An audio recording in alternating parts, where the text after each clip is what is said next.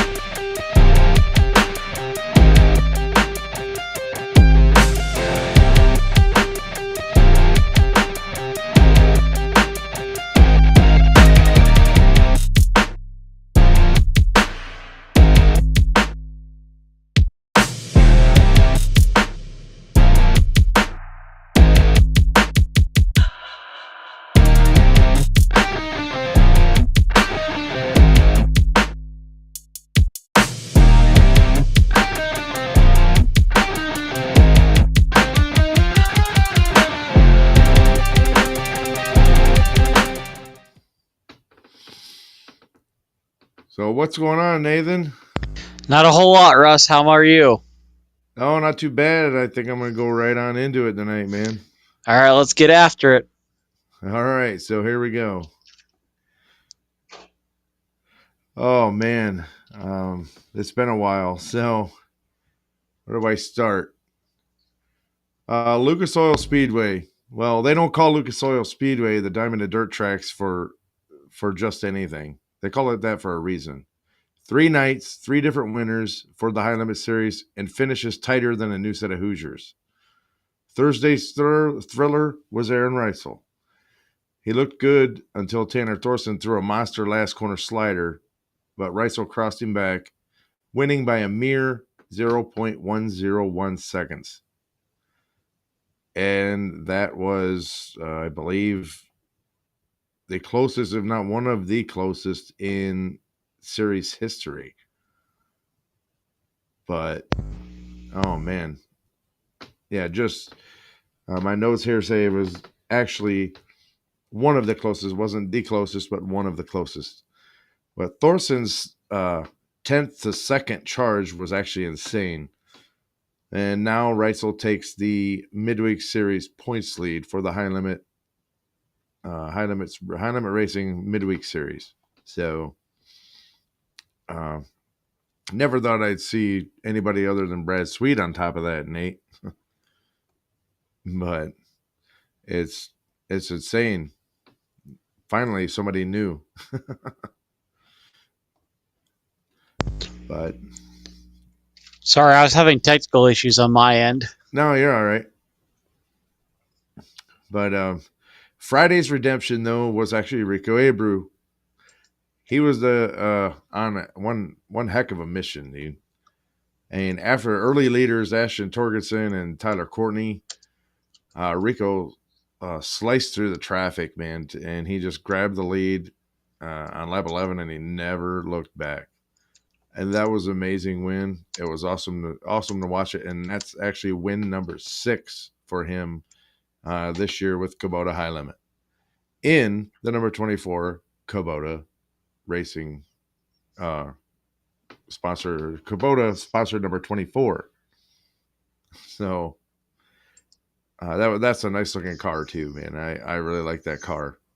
That diecast comes out, I'm gonna have one. And Saturday was actually Sunshine's breakthrough. Tyler Courtney finally broke through in a wild 5-car freight train through lap traffic. Sunshine actually wrestled the lead for good on lap 18, and he dominated the final stretch for a $25,000 payday. Big shift with Reisel's runner-up finish rockets him to the overall points lead by 9 points over Brad Sweet. Courtney's position 3 finish, and Abreu was P4. Thorson watch, well, 2nd, 3rd, 4th. The coilover experiment is actually working. consistent threat now. And I cannot believe more guys have not gone to that. Over to Outlaws. Up north, the Outlaws actually brought fireworks early. Friday was amazing. David Gravel was cruising until his nose wing got trashed with Carson Macedo and the scorching Buddy Kofoid closing in. Gravel actually held on damaged for the win, and that makes number 10 on the year. Pure championship grit. Macedo finished P2, Kofoid P3, which makes his 6th straight podium finish. Macedo's payback was on Saturday. Fueled by Friday's frustration, Macedo was actually a man possessed. He stalked early leader Gio Scelzi, pounced after Scelzi, clipped the wall on a restart with 12 to go, and sailed to his first ever Cedar Lake win. Deja Vu podium, Gravel P2, Kofoid P3, and Gravel's points lead balloons to 184. And that P3 for Kofoid actually made 7 straight podium finishes in a row. So great job to Buddy Kofoid. Pennsylvania Speedweek. Well, Speedweek's actually battling Mother Nature harder than God knows what. I mean, just like in Ohio. And she's won 3 now with tonight being canceled. And, excuse me. And they actually lost the first 2 nights as well. So, but after 2 rainouts, Danny Dietrich actually stormed to the win from 4th at Baps on Sunday, tying legend Keith Kaufman's track win record. Chase Dietz actually pressured hard for position 2, and Lincoln, Freddie Raymer of all people, won a rain, thunder, and lightning shortened feature over Anthony Macri. And Grandview tonight, well, like I said, no go. The grind continues. But last night was shortened by 5 laps, so not a big deal. They were trying to get the show going again. Watching it on TV, they're telling them, they got 3 minutes to get their cars to the track, and all in the meantime, it's been lightning in the background, and they're still telling them get their cars to the track, and nobody's moving. Well, and finally they say, with the lightning in the background, we're just going to cancel. Well, it's been lightning. Why didn't you make that call, 10, 15, 20 minutes ago? It was ridiculous. But whatever. Man, oh man. The All-Stars actually honored a legend at Mercer, Michaels Mercer, this past weekend with the Bud Miller tribute. And let me back up for a second. If anybody doesn't know who Bud Miller is, it's actually the founder of the All-Stars. And he started it, ran a season or 2, then took some time off, and then sold it over to Bert Emick, which is the man who actually made it into what it is today. But Cale Thomas actually dominated that race from flag to flag and held off Devin Borden for an emotional win. Losing brakes with 5 to go in lap traffic, but we held on, is what Thomas said in his post-race interview. And wild news with the big broadcast, Flow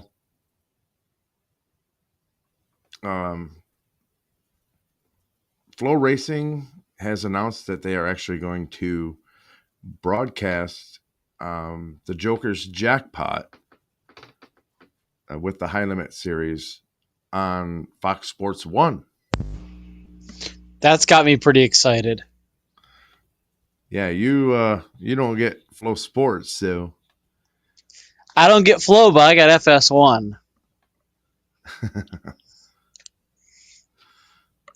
But okay, here it is. It got a little mixed up in my notes here. Sorry about that. No, it ain't your fault. So Flow Racing and Kubota High Limit are going prime time. Mark your calendars because it's July 17th. The 100,000 to win Joker's jackpot from Eldora Speedway will air live on Fox Sports 1 and Flow Racing. And this is massive exposure. Kyle Larson called it a key goal, taking the sport to a new level. Flow's production team, well, it's going to be the same. Chase Rodman, Tony Laporta, but they're also going to bring in former All-Star Circuit of Champions announcer Blake Anderson. So that'll be interesting, and I'm excited to listen to those three cover the race. It's going to be a really good crew. Over $390,000 will be up for grabs across 2 nights. The Double Down Duels are July 16th on Flow, and this is a watershed moment for wing sprint car racing. But I'll have more on this to come later in a separate episode. So, oh man, I don't know, man. But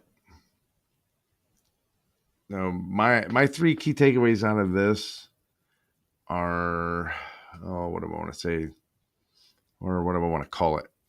Championship whiplash. Reisel actually snagged the high limit points lead by a very slim margin in that wild ending to the Lucas Oil Speedway races, while Gravel actually extends his with dominance by what I say 184. So the summer battles are heating up. Thorson is on a coilover revolution, and that bold setup switch is paying off. Second, third, fourth, and laps led at Lucas Oil. He's actually no longer a dark horse. He's a franchise player. And that's saying something. And the national spotlight, well, High Limit finally on regular television. Going to FS1 from Eldora is a game changer for sprint car visibility. July 17th, tell your friends. And before I actually pass it over to Nathan, well, I'm just going to ask you, do you need more dirt in your diet? Hit up our social medias at Switching Grooves on YouTube and just Switching Grooves on Facebook, and tell us who you think takes the 100,000 at Eldora. Subscribe so you never miss a groove. Nathan, it's all yours. All right, well, let's get this party started. Before we get into the meat of the NASCAR week, I'd like to pay my respects to the Weller family. I don't know if very many people in the community know, but Jimmy Weller was a NASCAR driver and is a local legend in the dirt scene around, at least around our area. I actually met him once at Lernerville prior to the incidents of last week. But if for people who haven't seen the reports, there was a small plane crash just outside of Youngstown, Ohio, and it actually took the life of Jim Weller Jr., Veronica Weller, also known as Ronnie Weller, John Weller, and Maria Weller. That was Jimmy Weller the third's mom and dad, his brother, and the brother's wife.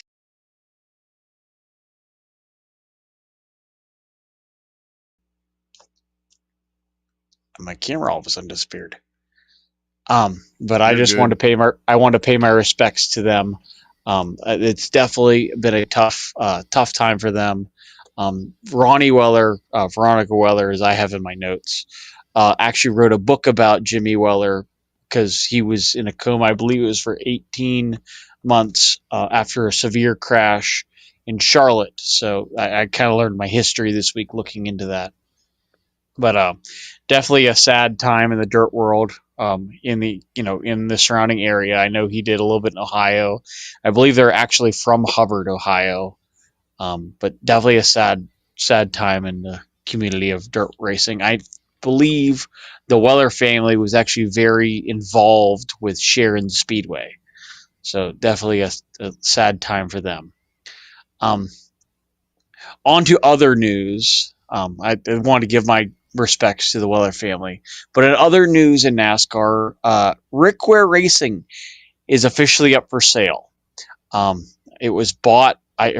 Don't have it in my notes, the guy who bought it. But the reports are he is trying to make it into a $75 million charter team with 3 cars. Now, for anybody who's keeping track of, who has what, Rick Roy Racing has 1 car. It's run by Cody Ware.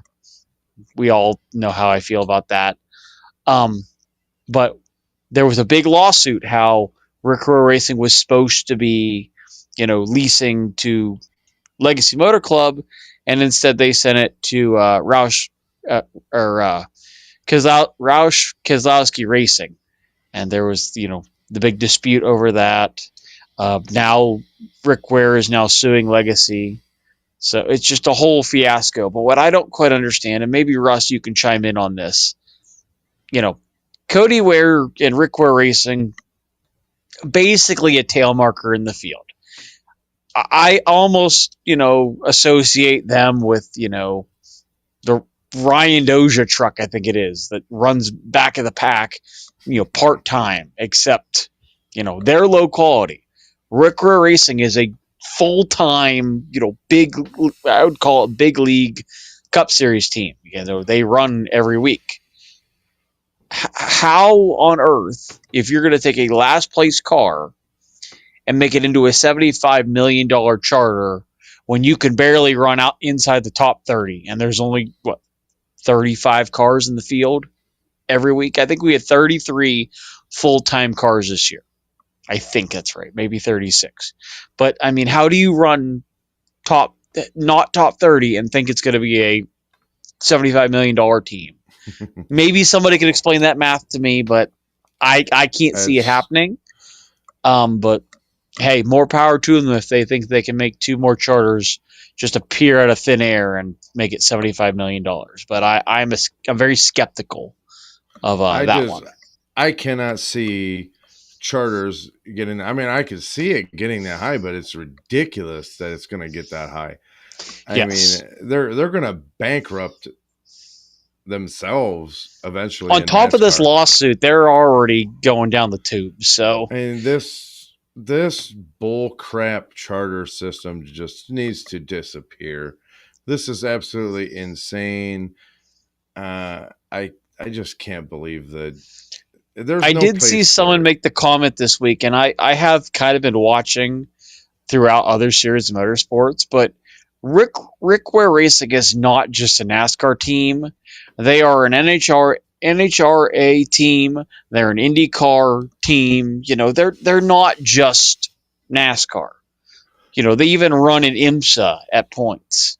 What I don't quite understand is if they are struggling so bad in NASCAR, but yet they're pretty much thriving in all the other series. Does this not remind you of Stewart-Haas Racing, where Tony Stewart went off and joined the NHRA and his NASCAR team fell by the wayside? Absolutely. That's what it sounds like. The only difference is his son's the one driving the Cup Series car. Are they then going to pull the plug and say, Cody, you got to race in IndyCar, or you got to learn how to drive straight? Which I'm not going to comment on that one. It might be kind of hard. Yeah. But yeah, we'll just leave it at that. But I am very skeptical that this is going to go over well.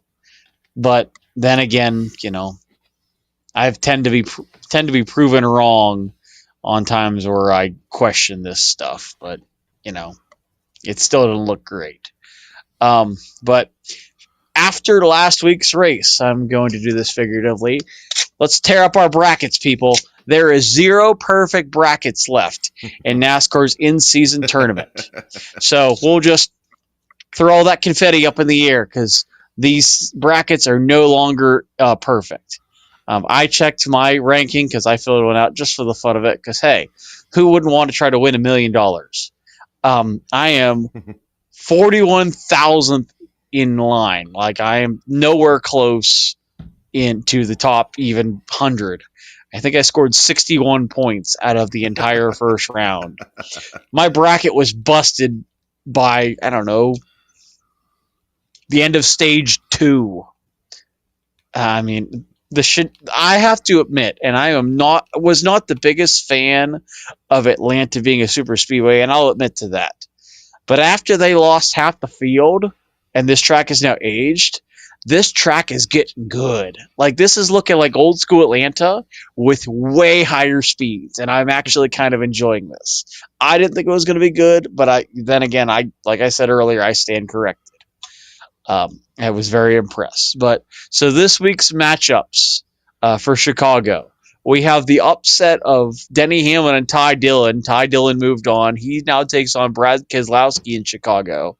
We have the infamous battle of road courses, Alex Bowman and Bubba Wallace. And for anybody who's keeping score, they do not have a great history versus each other when it comes to road courses. I'll just reference the Roval and the water bottle incident, which is still one of the funniest Bubba moments I think I've ever seen. Um, we have the matchup of John Hunter Nemechek and last week's winner at Atlanta, Chase Elliott, finally ended the winless streak. So I was happy to see that. Um, this is going to be a toss-up matchup for me. I have Eric Jones and Ricky Stenhouse Jr. Neither one is very good on road courses, so I don't even know who I would pick to move on in that battle. I would maybe say Jones, but then again, you know, after last week, I don't make predictions with this because this has been craziness. Noah Gregson and Ryan Preece. Ryan Preece actually knocked out my Final Four pick of William Byron just based off Gee. the road course part. But, Atlanta has now become a wild card. So this is going to get fun. Last week's surprise move on of Carson Hocevar, which really wasn't that much of a surprise because he was pretty good in the spring, takes on Tyler Reddick on at not Charlotte, Chicago. Honestly, I think this will be a close matchup because Hocevar really isn't that good at road courses. Reddick is decent. He's definitely not the best, but he's, there. This is the matchup that I have as a lopsided matchup. I have AJ Allmendinger versus Ty Gibbs. Now, we all know AJ Allmendinger is a road course ringer. Then again, you know, I'm not quite sure, I want to confirm that is he's going to win after Atlanta. And then we have Zane Smith and Chris Buescher. I would think Chris Buescher would move on, but I've seen otherwise. A late breaking update as of earlier today: Trackhouse and Daniel Suarez are mutually parting ways. I'm sure a lot of us kind of saw this coming. At the same time, it is still kind of a shock that Suarez is out of a ride. But I guess that it is that's kind not of ironic they waited till after Mexico to do that, which, had they done it prior, they probably would have had the mafia chasing them out, which is kind of funny when you think about it. but that's not going to happen until after this season. Yes, it won't happen until the end of 2025. So it is kind of sad to see him, moving on because, I don't think he's locked in yet. But, if he does lock in, it's not like he's going to give his all. It's the last year with the team. I mean, it's mutual, so we'll see. But it is kind of sad to see that because I thought that was a pretty good matchup for them. If anybody, even though Ross is the best winner, I would have loved to see Daniel stay and maybe Ross move on because Ross, I feel like his talents will be better elsewhere. And Trackhouse Racing is kind of known for bringing drivers in from other countries. I mean, you got SVG from New Zealand. You got Daniel Suarez from Mexico. I think Connor Zilic is from from overseas also. I don't quite remember where. But I would love to see all three of them stay and kind of keep that as the foreign team because I feel like that's an all-around good team. They're good on ovals, but they're really good on road courses. So I would have loved to see, Chastain maybe find a better ride and, the three of them stay and improve. But, it was a mutual agreement. So I'll leave it at that. But an update I saw earlier today, Ryan Blaney is now going to be a dad, which is going to be kind of cool to see. What 4 generations of Blaney eventually race someday, hopefully. So that'll be kind of cool. Obviously, Dave Blaney is a legend Wait, in dirt racing. was it Ryan Blaney's going to be a dad or Chase Elliott? Ryan Blaney's going to be a dad. I thought it was Chase Elliott. Oh, I didn't see that one. I saw Ryan Blaney. I could be wrong. I don't know. Like I said, I I mean, don't if keep up Chase on it. Elliott's going to be a dad, there's a lot going on there. I haven't seen that one yet.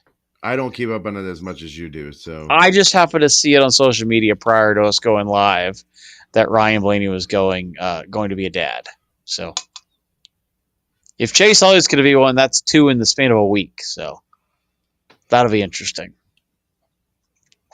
well, But I go got ahead. something. I got something interesting that I did skip over until I found the picture. Oh boy. But no, nothing too crazy. Whoops, my bad. So let me get something loaded up here, and Both my screens are bouncing back and forth with my face, so it's kind of entertaining watching it back and forth. but check out this picture of the tornado. The World of Outlaws team's got a scare when their haulers, the tech trailer and the command center, were driving right past a live tornado near Albert Lea, Minnesota, That's interesting. on their way to Wisconsin, the Cedar Lake Speedway. I can't believe what might have been going through their minds. That's absolutely crazy. This was actually captured on a Minnesota Department of Transportation camera. That's actually hilarious that they put the And arrows on it too. I saw this on Dirt Tracker Daily, so I can't take credit for the photo or even the story, but I just thought I would share that. It's absolutely crazy, this weather that we've been having this season. You know, all the rainouts we've had. Ohio Speedweek and Pennsylvania Speedweek losing races to Mother Nature, and then The firecracker also got rained partially out. and this right here, I mean, just look at this, man. It's crazy. Like how close they were to that thing. Now, is that the sprint car or the late model World Outlaws? Oh, that's the sprint car one because they were on their way to Cedar Lake. And I that's what's, guarantee they were testing their wicker bills. Guarantee it. but I mean, what do The you greatest say? natural wind tunnel ever. For a truck driver, I mean, just another day at the office, I guess. But man, that's crazy. They're just testing the new wicker bill design as they drive around the tornadoes. I couldn't believe that when I saw it. I was like, wow. That is But crazy. man, it's absolutely insane. I have to share laugh. that. That's the most bizarre photo I think I've seen of something like that. It's cool, but definitely a scary moment. I mean, I would have stopped and watched, but I'm into the weather. I like that stuff. So See, I would be absolutely terrified, but then again, I probably would have rolled the car outside and done some wind tunnel testing, put some tape I'm on it or that something. yeah, I'm that person that everybody would call a dumbass because I'd stand outside and watch rather than take cover. So I'd probably be the one chaining myself to the tree and waiting for the tree to take off. I was, Because I'd watch it, but I want to make sure I'm secure to the ground. yeah, but me, I find it fascinating. I love the weather. I mean, I hate being in the cold, but I just love the science when it comes to the weather. It's amazing. Like I'm getting just pretty good at predicting the weather when it comes to the races out here. I will rain, say that. Yeah. rain, rain, more rain. I think the only good thing about these rainouts is I'm starting to zero in on what percentage on the weather tracker is going to rain out a race or whether it's going to continue. Usually anything above 50%, they will cancel for the night. If it's in the 40s, it's most likely going to happen. but as long as it doesn't clear 50%, they will race, at least around here, which I think is hilarious. I'm getting really good at that. So, like I was saying about PA Speedweek, though, the grind actually continues tomorrow at Port Royal Speedway, I guess I had to think where that and was. I think they run 2 races this year at Port Royal they for the they Speedweeks. they do. They go tomorrow to Port Royal. Thursday they go to Hagerstown. Friday, the 4th of July, they go to Williams Grove. Saturday, they go back to Port Royal, And and then Path Valley. the finale takes place at Path Valley on Sunday. So it's quite interesting. I am actually kind of rooting for Danny Dietrich because I want to see that person be able to take Ohio and Pennsylvania in the same year. He would be only the third driver in history to do it. So I saw Larson was at Lincoln 2 days ago. yeah, or I think no, it's what it was. last night was Lincoln. Last night, yeah, I saw. I knew when I watched the highlights, I saw Larson's name on the entry list. And they were supposed to run 2 at Lincoln and 2 at Williams Grove as well, but they got rained out first 2 nights. So Yeah, it started so it officially got started at Baps on Sunday, and Danny Dietrich got the win there. So we'll see if Freddie Raymer, and not to say anything bad about him, but not a guy I thought I would see win a Speedweek show. So congratulations to him. Great job. And being in the right place at the right time. I mean, I'm not sure anybody really had a whole lot for him, but I didn't get to catch the race or the highlights today.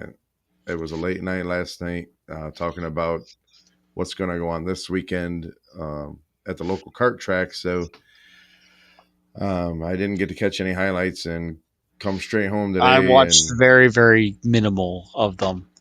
I want to apologize to all the NASCAR followers on here. I have been kind of slacking when it comes to my NASCAR coverage. I'm currently getting married here in a few weeks, so just bear with me. And I will eventually be able to pick back up on the NASCAR content, but we've been a little busy on our end. you taking that big leap of faith, huh? Yes, we'll go with that. But I've been very out of sorts when it comes to podcasts. I haven't been able to do an actual episode in quite some time. Hence the reason I'm slacking so much. I've missed 3 or 4 weeks. I don't think I covered the last 4 weeks of the NASCAR season. Plus, I didn't do anything from Pocono or my prime coverage, so I'm a little behind on my coverage. And when I do my short update videos, I don't expect you to come on. I know. I always forget to do them. I enjoy doing those, and they're fun. I can get it. It takes me a few hours to come up with 15 minutes worth of content, but that's part of the gig, and I See, I enjoy doing watch my that notes through the week and I forget to write them down, and then we get stuff like this. and I don't know. It's just something I've always enjoyed. I like doing this, and But not to worry, NASCAR fans. I will be back here very shortly. Dover weekend will be the weekend that I'll be able to start finally watching races. So post Dover, I will be hopefully back up to speed on everything NASCAR and be able to post a little bit more content. So I just haven't been. I haven't been all here. Been a very busy month so far, but or a very busy 30 days so far. Yeah, Nathan taking that big leap of faith, which I'll never do again. But to be fair, I get to have a racing wedding, so I couldn't get completely out of racing. So yeah, I don't know if I would even do that to my fiance. Like, okay, this hey, is. she was on board with it. I wasn't going to turn it down. I mean, I guess it's better than a shotgun wedding. I mean, yeah, that's fair. You You know I'm what? just excited for all the fun stuff I get to do with the wedding. We're You gonna go on a nice honeymoon for road trip for NASCAR. you know what a shotgun wedding is, right? Yes, I do. I'm just not going into detail online. I Okay. know how bad I'll get myself in trouble. Just making sure. I gotta try to repair my public image after all this crap I've talked on different NASCAR drivers. I still think it's funny, and I'll shed a little light on this. Ty Dillon's post race interview at Atlanta was the greatest interview I think I have seen in a long time. That is not Denny Hamlin. Denny Hamlin gives some pretty epic post race interviews, but also he's cocky as can be. Ty Dillon, I would like to give you your moment of fame. That was the best post race interview I think I've ever heard. And yes, you are darn right. You beat all the Hamlin fans' favorite drivers. So I'll give you a round of applause Nah, there, sir. You deserve that one. That Tony was Stewart. I love Tony, that. when it comes to NASCAR, Tony Stewart has the best one. Oh yes, When with Joey Logano. no. When he said that they didn't crash 50% of the cars and it's They not gotta go to fair the to the opposite. fans. And yeah, no, that's That was a good one. I still think the best. I think that might have been the best walk-off interview I've had. I mean, he is the upset of all upsets when it comes to this field. He's the 32 seed. They only took 32 drivers. So the fact that he took out the number one driver and then backed it up with a cocky interview like that, I will give him credit where credit's due. That was a good interview, and it definitely pissed a lot of Hamlin fans off. And I'm happy to say that that was the best interview of the night. my I'm my proud of that favorite interview. my favorite post race interview of all time, or walk off interview, whatever you want to call it, because he didn't finish the race, was Jack Hewitt's flagman interview. Like, yeah, I think just I've heard of that one. that's I think just I did see that one. that's like the funniest one ever, man. I That don't was think a good anything. one. I don't think anything will ever top that. I probably won't because I do remember seeing that one. That was a good one. It was insane, man. He didn't care. He didn't care But what he said or who he said it about. honestly, for my picks for this week's race, you got to go with the road course ringers. If you don't go SVG, you got to go with AJ Allmendinger.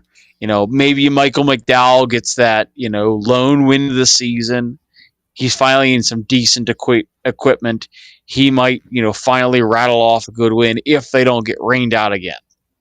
If it rains, you might as well just, give SVG the win because he's coming. So I would like to think that SVG will get two wins, but then again, there was a lot of chaos last year that kind of upset that one. I was still surprised Bowman won that race, but now that Bowman's finally getting in, maybe it'll be a good season for him. And we got Chase Elliott, so I think we just got to get Bowman a win, and that'll be it. So I don't we'll know, see what happens. I know but the next few weeks are going to be it's absolutely chaos when it comes to this in-season tournament. This might be I know it's a gimmick, but I still think this might be the best gimmick they've had in quite some time because they're going to entice all these people to fill out brackets, and then they're going to wreck them all in the first race. They yeah, need to and do it then again next year, and that way people anticipate the big chaos and they pick all the opposites, and then it doesn't happen. and then it's a really really good way to bring in new people to the sport rather Yes. than to keep changing NASCAR itself around to feel more like fit more like the motocross people like they were doing with Monster and all that bull. Oh, I know And they're doing a dirt playoffs now for Lucas Oil, and personally, I think it's dumb. It was dumb for NASCAR. It's dumb for the Lucas Tour. You get 4 races. That's kind of dumb in my opinion. I don't like like I the said, there playoffs, but I like the in-season tournament. I didn't mind the original chase for the cup when Nextel was in, where See, that one I liked. they took the top 10 guys and just reset their points, and that was it. I mean, I'm okay with that. That's not so bad. Though all 10 of those guys worked hard to get to where they were at and be at that point. So I was okay with that. But this knockout crap, and I See, just, I don't like the win and you're in.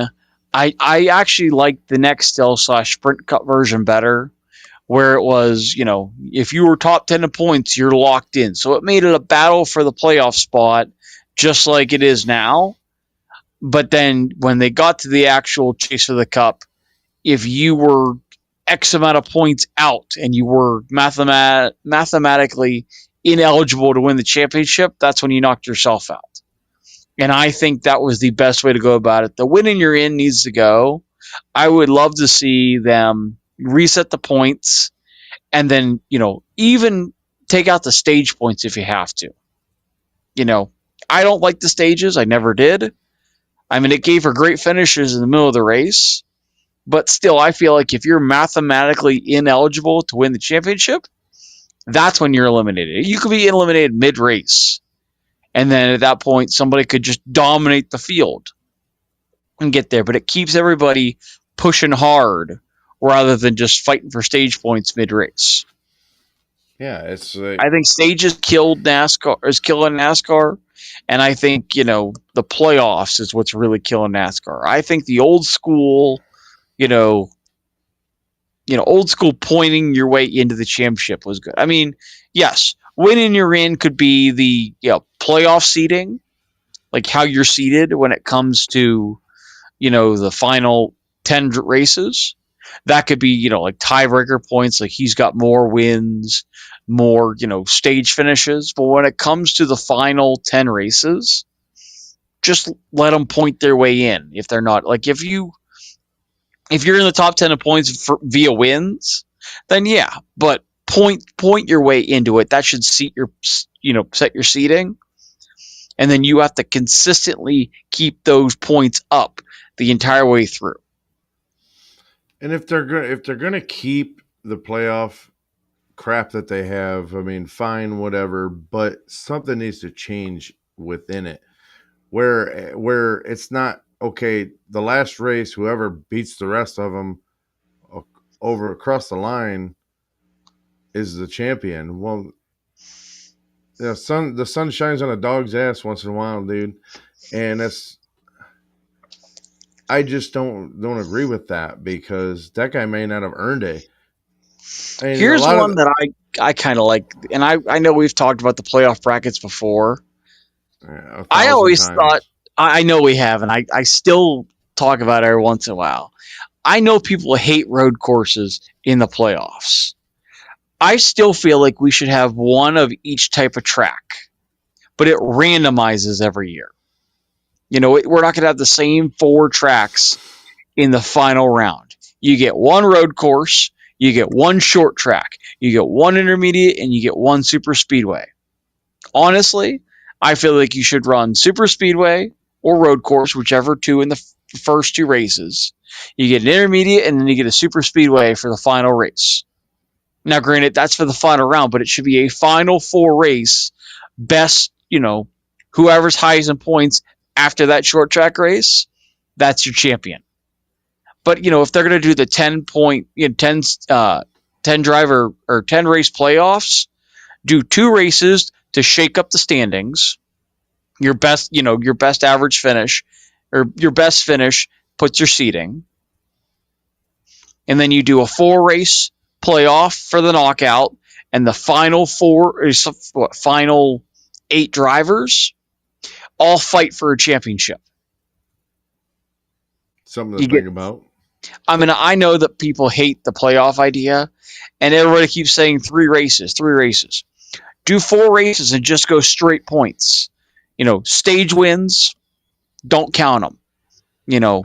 Race wins, doesn't do anything for you in that knockout round. You have to show your consistency through 4 races. Best 2 out of 3, Okay, whatever you want to do with that. But your seating, you got, you got to show your performance through the next four races. So you've got six races. Then the last four should be all different types of tracks. Whether we do, the Roval, you hit Atlanta since it's now a super speedway. I mean, I don't know if I want to consider that a super speedway or an intermediate. It's not a super speedway if you ask me. I don't care what they say.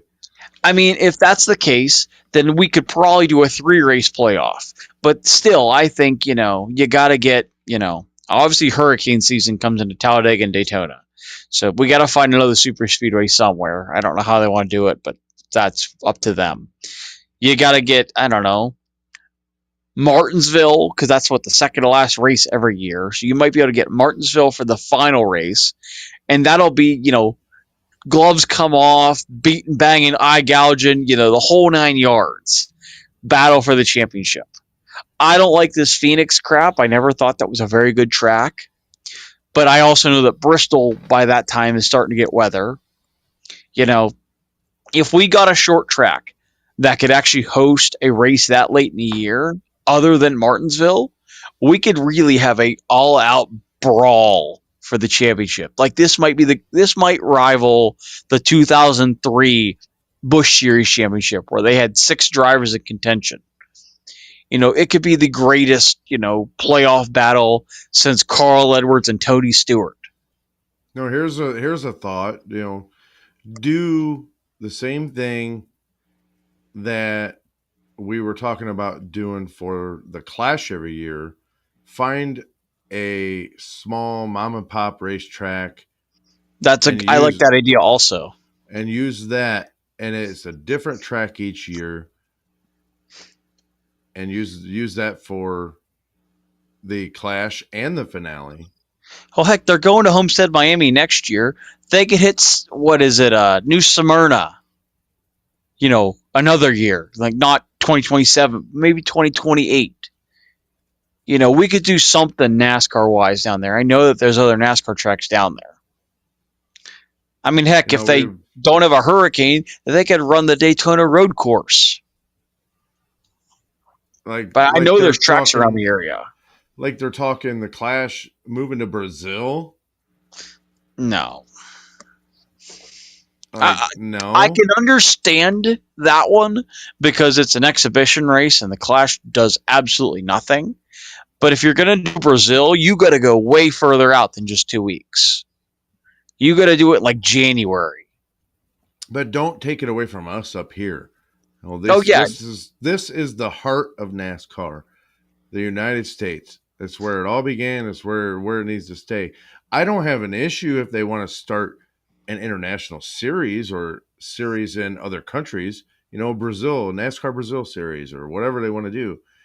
You know, or even their little electric car stuff. Make it a whole nother series. Do not change what we have built over all these decades. I'm I'm impartial with it going overseas. Yes, I do agree with your statements about keeping it in America, which at that point it kind of rags on the Mexico race, which to be fair, I thought that was a pretty decent race. The crowd was way bigger than I thought it was going to be. So I can appreciate that one. It is technically North America, but I do have the same thoughts that you're talking about with Mexico. So Brazil is way further out there, and it's also going to be way harder. I don't know, and this is just me, how they're going to do um, a Brazil race with these race teams. You would think it'd be almost like going to Australia, where they would have to build the cars down there and just have the drivers come in. And I can't see it logistically happening. Also, because Mexico City is way further away, or Brazil is way further away than Mexico City. They drove straight from Michigan to Mexico City. I don't know if they can logistically make that happen to go from Brazil to the And United States. that was just a crappy time to put that on the schedule too. Having to go from Michigan all the way to Mexico. And there was a I mean lot of transportation issues. that was absolutely ridiculous. Poor. I'm not even gonna call it poor. I'm gonna call it piss poor thinking on NASCAR's part. If you want to go to Mexico, fine. Do it after a Texas race. I I can mean, agree with that one, or even after Coda. something a little more southern than Michigan. I mean, that's the furthest north that you go every year. Well, here's one that surprises me. Is they're going to go from Chicago to Sonoma, two back-to-back road courses. Why wouldn't they just run, Coda and Mexico City? Run Coda later in the year. I mean, I think there was an IMSA race going on shortly after that. So, why not run them back to back weekends? You could That's run Coda and then IMSA be there the week that NASCAR's in Mexico City. Or better yet, it's don't even run in Mexico. I mean, yes, I love that race, but unless you can legitimately figure out a way to make logistics easier, there's no point in doing that. Run back to back road courses, Coda and Mexico City, or don't do it at all because you simply cannot find another track close by. Even running the Texas Motor Speedway really doesn't seem to work out because you're going to have two different types of cars. You can't just drive from Texas to Charlotte down to Mexico City. You'd have to drive straight through. And speaking of road courses, I'm actually going to speak of street courses. Did you see? This year is the last year for Chicago, so I did see that NASCAR is about to close a deal with San Diego I saw to. that. I heard something about Long Beach because I know Penske owns that currently. I did see something about that prior to the season. I'm kind of curious if that's going to take over the California market again because we don't have anything in California other than Sonoma. Could that possibly be the race that replaces the Auto Club? Because Auto Club's no closer to being completed than it was when they tore it down. And it's sad to say because that track is literally going to turn into another Coliseum. They've got warehouses all around it. It's going to be, same front stretch and pit road with, Bowman Gray style corners. Oh, as far as I That's understood going to that, test your brakes to an extreme if that's the case. that whole plan was just dead now. That's what I thought. Because I know they had talked, the last report I saw, they left the pit road and the front stretch. And that's all of the original track they had left. Everything else was warehouses. Essentially, it looks like they gave them the backstretch angle of the LA Coliseum's backstretch and corners. Those corners are like, 180-degree corners after doing, 100-mile-an-hour down the backstretch. You're going to get up to speed and have to slam on the brakes to get into turn one to essentially pull a hairpin like Martinsville to go down to the other end, jump on the brakes again. It looks like a go-kart track made for big go-karts. It's so big and so tight that it's just not worth it. And Nate, speaking of tracks resurrecting, Matt Tifta is not screwing around when it comes to Mansfield Speedway here I'm in waiting to Ohio. see that track to come back. I saw that update. I'm excited about that. That's going to be something. Because if they're going to run all these different, I saw something about a 4-cylinder class. Honestly, that'd be a way to start it.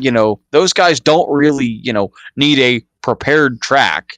They can run on, a go-kart, terrain track. It doesn't have to be great, just something for them to run on. But that'd be a way to test the surface. If that track, holds up good enough for those guys, you could then work your way up. You could go modifieds and you could go, micro sprints. If they're going to run this thing all the way to dirt and then turn NASCAR, this could be essentially another Charlotte. You've got the dirt track one place and the big pavement track another place. This could turn into a great race, I think. I'm kind of excited to see how it turns out. I met Matt once at Lernerville. He drives a late model sometimes there. I actually think he's got something there, and I'm kind of excited to see how it turns out. I'm hoping it turns out good for him. But it's kind of got me excited because, He went from being a NASCAR driver to being a track owner. Imagine, NASCAR going back to Mansfield. They haven't done that since what, the 90s, I think. I Two think the Truck thousands, Series raced there. 2000s when. Okay, so then it wasn't as far back as I thought it was, but still, I mean, it's we still could get been a Truck about. Series race to go back to Mansfield to start And it. it's still been around 20 years, but Yeah, but imagine we have essentially another Dale Jr. style resurrection because Mansfield is way worse. I feel than North maybe Wilkesboro. more like 10 because I don't think Mansfield. I think it was 2002 when it was actually made into a NASCAR. I thought they ran in the 90s with no, that's Mansfield. right. Mansfield was one where the ARCA series raced and they had the championship battle. I do remember that. That was like the late 2000s, if I remember correctly. Well, I had to think about go that. going back. Actually, Mansfield started as a dirt track, but not. It was on the same property, but not in the same location Okay. as the pavement track. It used to be adjacent, or parallel off the back straightaway. On that side of the back straightaway used to be a dirt track, and then they built the half-mile uh, asphalt track, and then took out the dirt track. So it's really I'm just not kind of that old. excited to see how this track's going to turn out. Like, I know that the videos I've seen from Matt made the track look pretty rough. So I know he's definitely got a lot of work on his hands, but I'm kind of excited to see how this is going to turn out. And if it's actually going to be, as productive as he's making it seem. I mean, I really hope for him, and I'm happy to see it work. Heck, Matt, if you're listening, I would love to have you on for an interview for this because I feel like it'd be really cool to, kind of hear from you what you want to do with this track. I know I've seen some of your videos, but if you're listening, Matt, I feel like we'd love to have you on for an interview. It'd be really cool. Well, Nathan, you never know. That just might happen. That's why I put That's that spot out there because I'd love to have him on for an interview. I feel like it'd be so much fun to meet a track promoter who's just bringing this track to life. We could get an update every few weeks or something. I'll I just mean, he's not that far away from me. I think he's over in Cleveland. That's like 2 hours from me. That wouldn't be too bad. I'll just say this. I spoke with Brad McCown. That's all I'm going to say. Oh boy, here we go. We That's got we the got gears turning. Let's see what happens. that's the new director for Matt of Mansfield. So that's all I'm going to say right now because I don't have a lot. It was just a very brief meeting, and That I works. have to contact him again to set up a better, a little bit longer meeting, and we can actually schedule a time to sit down. So, So we'll see what but happens then. I think we need to call it a I show, think I've Nathan. And I've given all my updates. I think for the week, I can't really think of anything, really to give. I know this is the last year for the Chicago Street Course. Unfortunately, kind of wish I was able to go, but at the same time, I got a little bit bigger things on my plate right now. well, the tickets are outrageous. Oh yes, they are. So So, it's well, I just guess it's about insane. But time to it's wrap like, it up. I would feel. but before I have a sign off, anybody in the go kart world out there this weekend at Martinville Raceway is the Ron Chafin Give Back Night. I almost forgot about that. Ron is actually fighting a rare form of fast acting leukemia, which we do have an opportunity, or I should say, they do have an opportunity to stop, and he does have a chance of beating it. And this weekend at Martinville, which I do work in Martinville again, I am back on Martinville's flag stand. So we are having the Ron Chafin give back. Everything that comes in other than the bill money. I mean, we do have to pay bills. Unfortunately, we can't. We have to keep a little bit to pay the bills, but that's strictly, I mean, strictly all that we're keeping is enough to pay the bills, and everything else, any profit is going to go to Ron. Any parking money, um, I mean, anything that comes in, there's going to be raffles and 50-50s. There's going to be all kinds of good stuff there. A lot of money racing going on. So please show up to that. I mean, everybody in this area around here knows Ron. He's done so much for the karting world, especially here in Northwest Ohio. Please, if you can come to that. I know there's been a lot of frustration and things being said behind the scenes. I don't know what they are. I'm doing my best to stay out of that stuff this time around and just show up and do my job. But no matter what your differences are or your beefs are with whatever's happened at Martinville this year or in years past, if any of it is, you know, flowed over to this year, I don't know. Like I said, I don't talk karting much anymore since I left the scene. So, but no matter what differences you have with Martinville or the management, please show up this week to help Ron. That's all we're asking. And Ron would greatly appreciate that. I mean, love the guy or hate the guy, man. We're a racing family and we always stick together. And that's what makes this sport so great. So we would appreciate to see everyone there, and I'm looking forward to it. And it's for a good cause. It's good to help somebody who's in the racing community. I know how the racing community comes together for people, so I can vouch that if I'm able to make it out, I'll come out for it. And we did do a show last night with Martinville promoter Scarlett Strader. So if you want any more information about it, go back to yesterday's video on Switching Grooves YouTube or Facebook page and watch that video for all the information you're going to need, along with a pre-race drivers meeting type of video that Scarlett will be doing herself, probably on Martinville's page. And you can find their page on Facebook at Martinville Raceway, Attica, Ohio. Not the original old Martinville Raceway page. That one is no longer in use. So make sure you go watch that video this coming Thursday or Friday. I forget. She'll post it online, but it's going to be Thursday or Friday.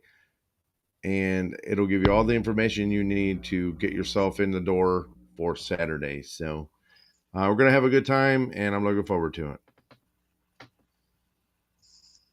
So, Nate, what do you say? I'm here. I'd Say it's about time to wrap it up.